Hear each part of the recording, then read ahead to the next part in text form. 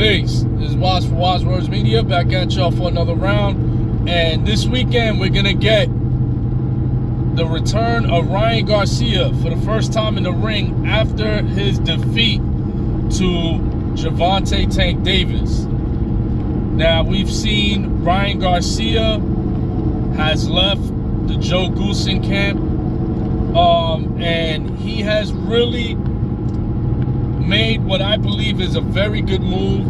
It could even be a career-saving move by switching over to former Trainer of the Year, Derrick James camp. For those of you that don't know who Derrick James is, he is the trainer of Errol Spence, Jamel Charlo. He has trained champions such as Frank the Ghost Martin, and Islam D. Lara. You know, he's got a who's who in his camp. And right now, him bringing in Ryan Garcia, and let's not be dismayed by what took place when Errol Spence fought Terrence Crawford. That is no reflection on Derrick James as a trainer. What that is more of a reflection on is how great Terrence Bud Crawford is. But Derrick James is actually a tremendous coach, tremendous trainer. As he says, he is a teacher. He likes to teach.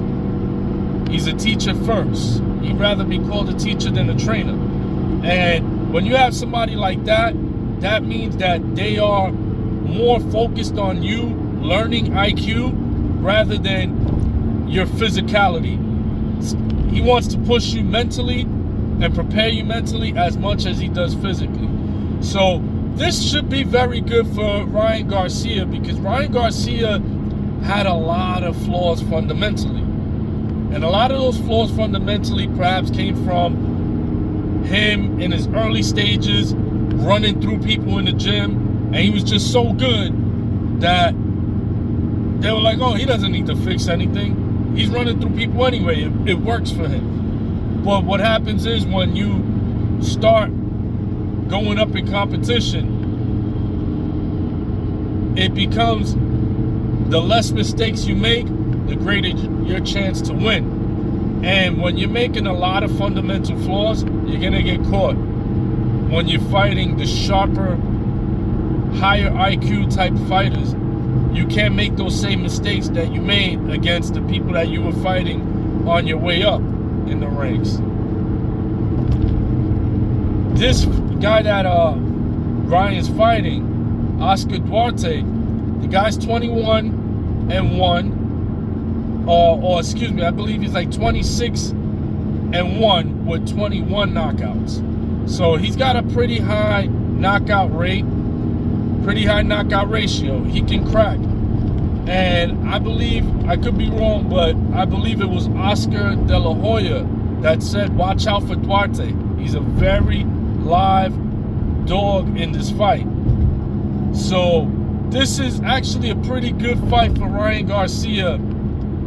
Actually, probably a perfect fight for Ryan Garcia coming off of that defeat to Tank Davis, because Tank Davis knocking him out, this is when you get to find the character in a fighter. Coming back from a knockout defeat, what will he do? How will he be? Will he be the same Ryan Garcia, making the same mistakes, keeping his hands down as he's throwing punches, keeping his chin forward? Is he going to keep doing those kind of mistakes? Or has he learned from the master teacher, Derrick James? Has he learned? There was footage like about a month or two after he lost the fight to Tank, where he's training already with Derrick James, and Derrick James is holding the mitts and such, and you see Ryan has his hands up. That was something very subtle that I noticed, that I was like, wow, that can actually, it looks like he's actually processing and taking in the information.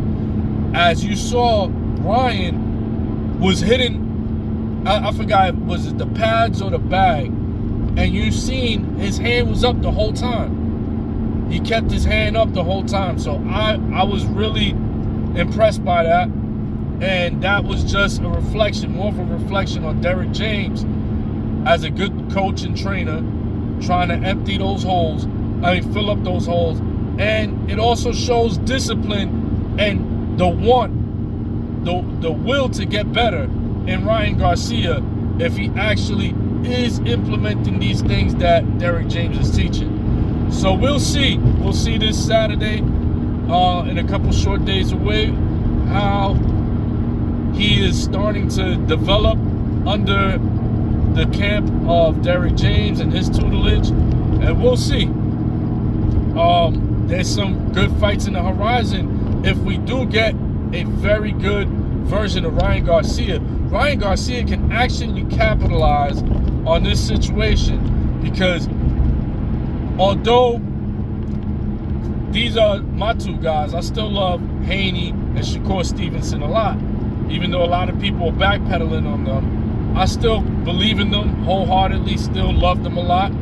And I feel that both of them putting up performances that weren't noteworthy, they weren't noteworthy performances. The fact that these two guys are coming off of somewhat slumping performances, that actually is going to catapult Ryan Garcia's stock if he looks good on Saturday. Because now people are going to start, even though they shouldn't, I still have, no matter what the outcome on Saturday, I still have Devin and Shakur and Tank and even Teofimo Lopez in front of Ryan Garcia. But the optics will change. And you will start to hear that through the media and people reporting. You're going to start to hear some people say that, oh, if Ryan knocks this guy out, oh, Ryan is knocking people out, while Shakur and Haney struggled in their recent fights. Watch for that. They're going to spin that narrative, which will be great, because this will put Ryan Garcia in a position where now he has to take another big fight right after this Duarte fight.